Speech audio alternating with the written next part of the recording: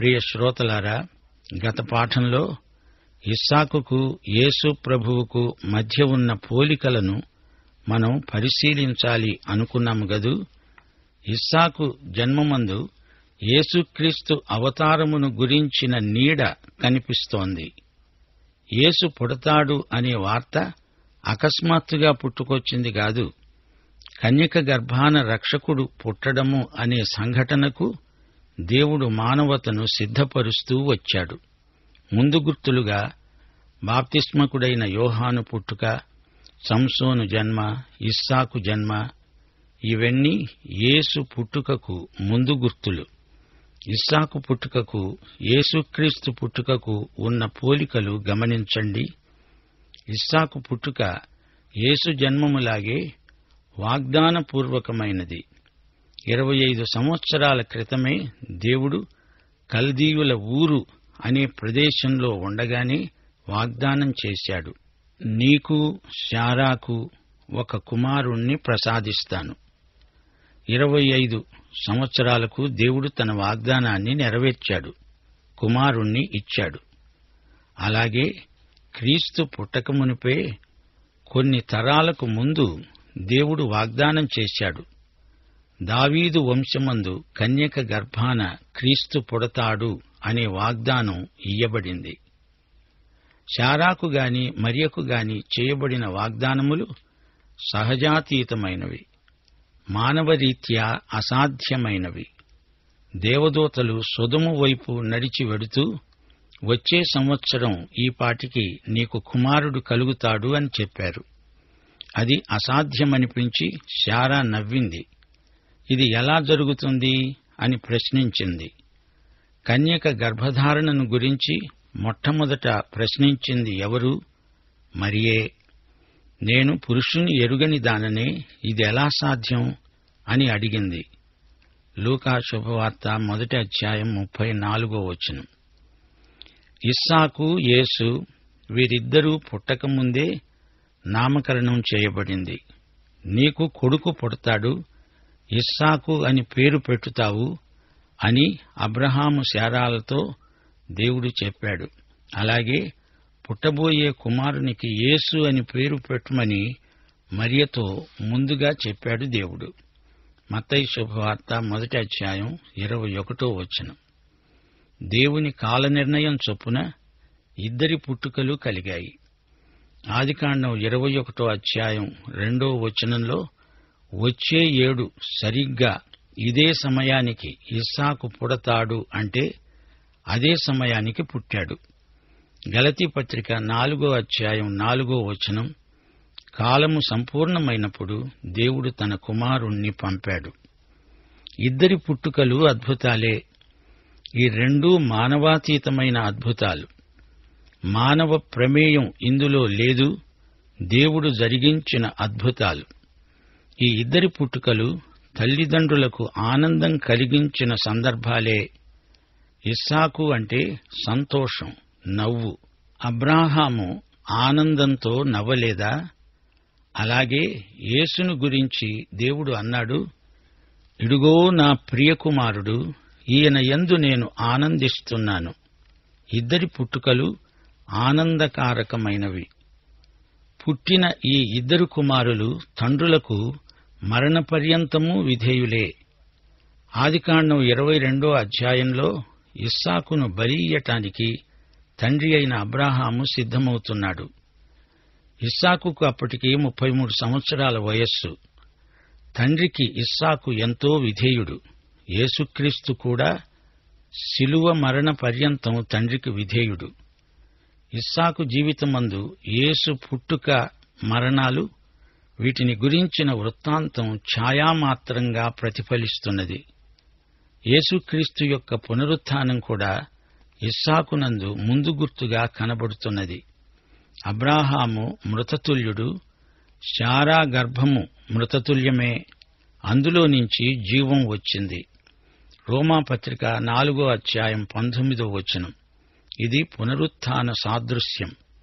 రోమాపత్రిక 4వ అధ్యాయం 25వ వచనంలో పౌలు చెప్పినట్లు, యేసు మన అపరాధముల నిమిత్తము అప్పగింపబడి మనము నీతిమంతులమని పరిగణింపబడడానికి లేపబడ్డాడు.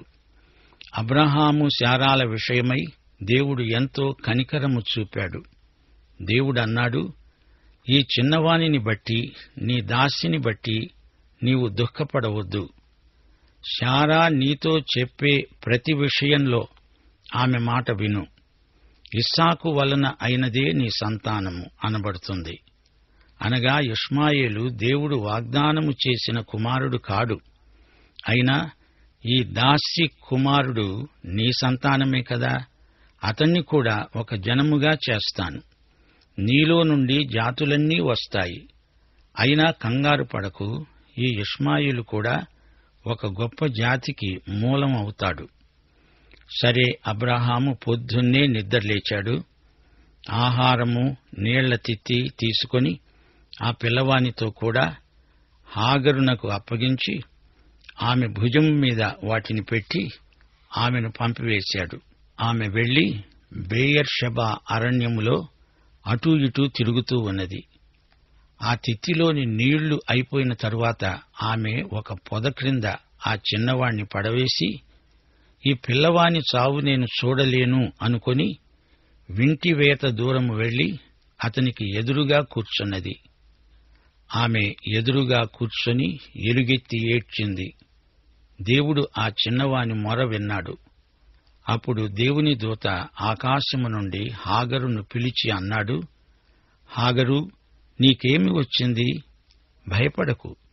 ఆ చిన్నవాడు ఉన్న చోటే దేవుడు వాని స్వరము విని ఉన్నాడు. నీవు లేచి ఆ చిన్నవాణ్ణి లేవనెత్తి నీ చేత పట్టుకో. అతణ్ణి గొప్ప జనముగా చేస్తాను. దేవుడు ఆమె కన్నులు తెరిచాడు. ఆమె నీళ్ల ఊట చూచి వెళ్లి ఆ తిత్తిని నీళ్లతో నింపి చిన్నవానికి తాగించింది.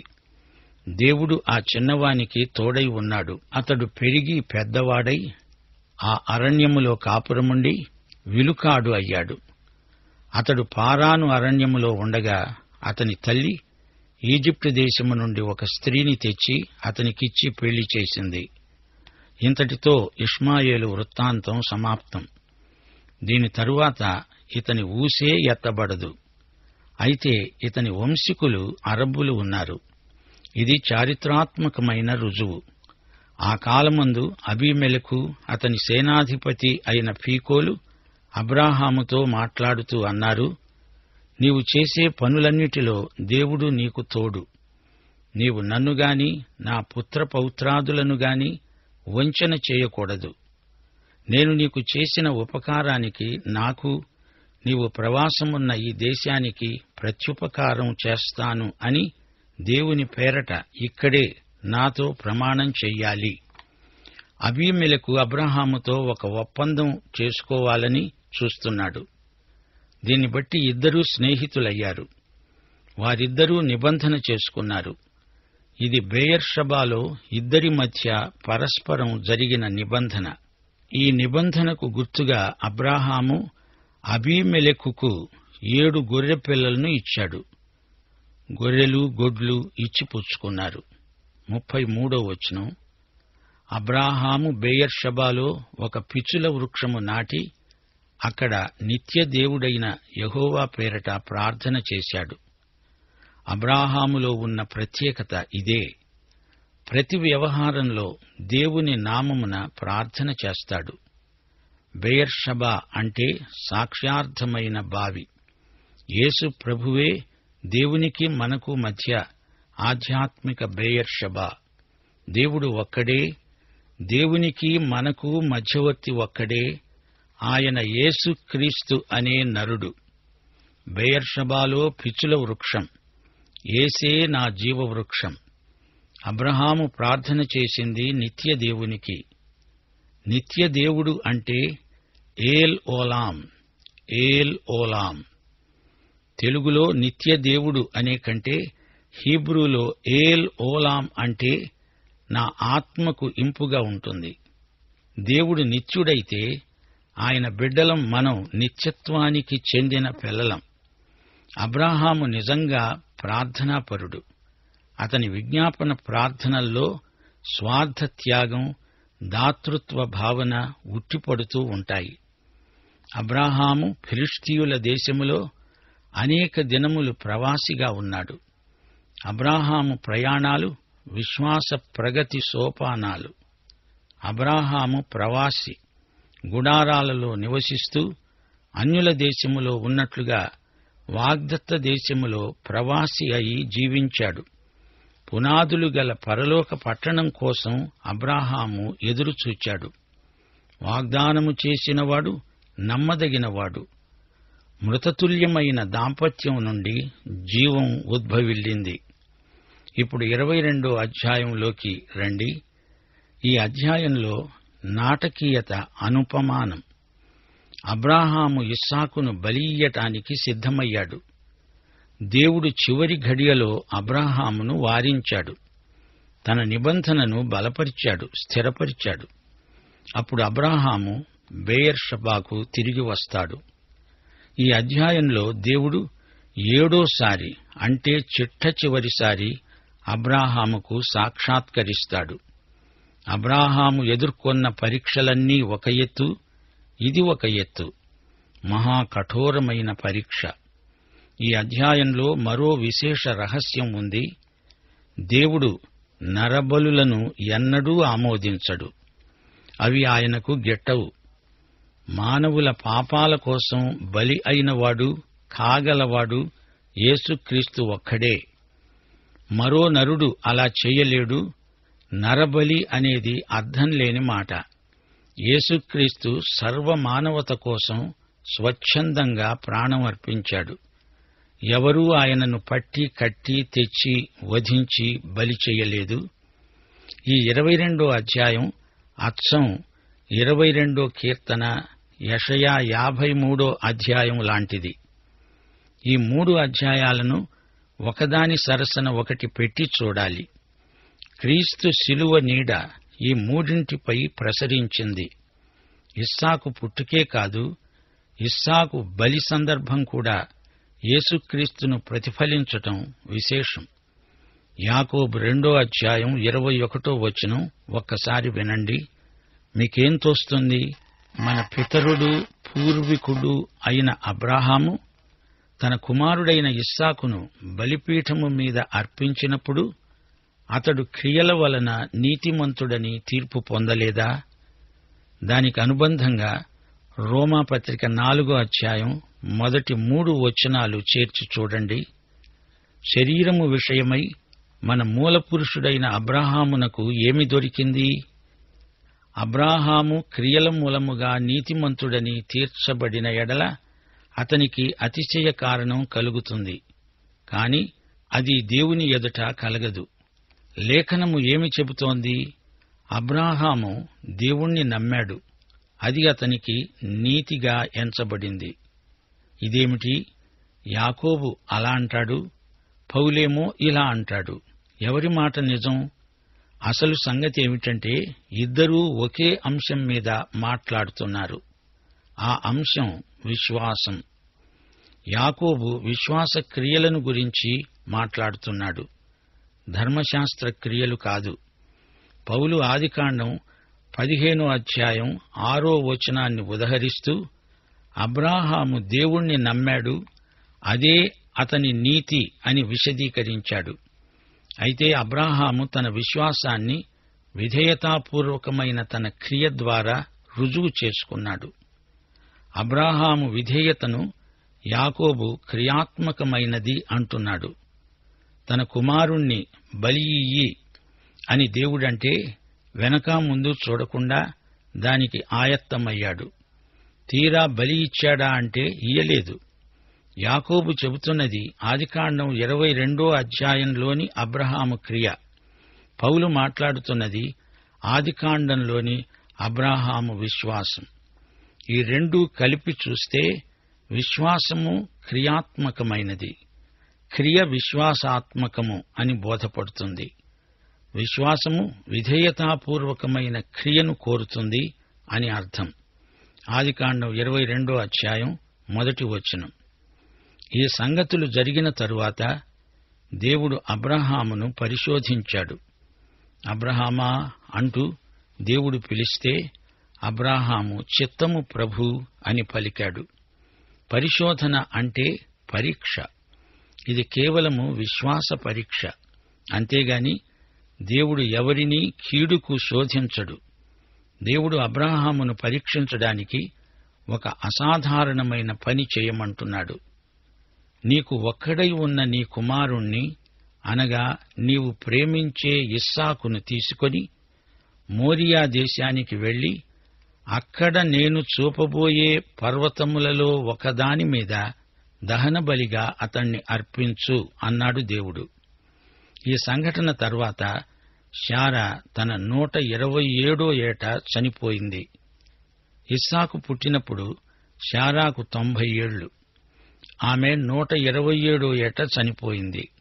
అంటే అప్పటికి ఇస్సాకుకు 37 ఏండ్లొచ్చాయి. అబ్రాహాము ఇస్సాకు బలి ఇవ్వవలసినప్పటికీ ఇస్సాకుకు 30 లేక 33 ఏండ్ల వయస్సు ఉండవచ్చు. నీవు ప్రేమించిన నీ కుమారుడు, ఒక్కగానొక్క కుమారుడు, అతణ్ణి తీసుకురా అంటున్నాడు దేవుడు. అవును, త్రిత్వంలో యేసు కుమారుడు, తండ్రి, కుమారుడు, పరిశుద్ధాత్మ. యేసు దేవుని అద్వితీయ కుమారుడు. యేసు అనేక పర్యాయాలు సువార్తలో అన్నాడు, నా తండ్రి నన్ను ప్రేమిస్తున్నాడు.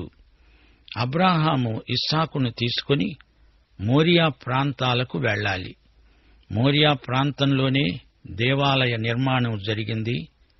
అక్కడే యేసు ప్రభు శిలువ వేయబడ్డాడు. పట్టణానికి వెలుపల మోరియా, అదే స్థలం ఇస్సాకు బలి. ఇందులో యేసు ప్రభు శిలువ వేత ప్రతిబింబిస్తున్నది. దేవుని ఆజ్ఞ, అబ్రాహాము దేవుడు చూపబోయే కొండ మీద తన ప్రేమ కుమారుణ్ణి బలి ఇయ్యాలి.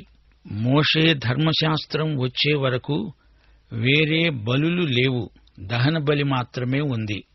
ఆ తరువాత పాప పరిహార బలి, అపరాధ బలి మొదలైన వివిధ బలులు వచ్చాయి.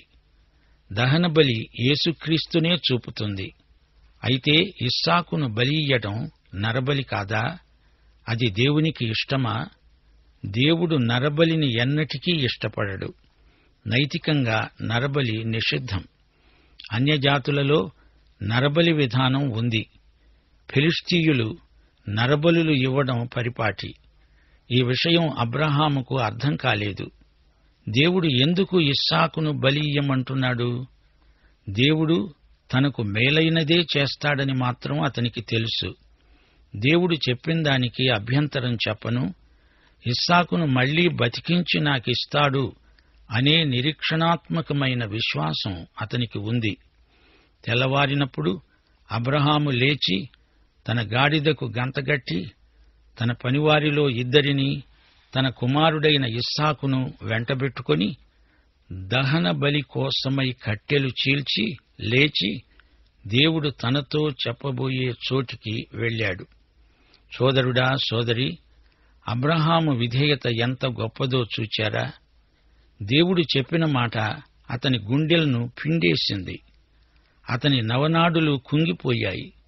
తన ఏకైక కుమారుణ్ణి, వంశోద్ధారకుణ్ణి, వాగ్దాన పుత్రుణ్ణి, వారసుణ్ణి, తాను ప్రాణాధికంగా ప్రేమించిన కుమారుణ్ణి బలి ఇయ్యాలా?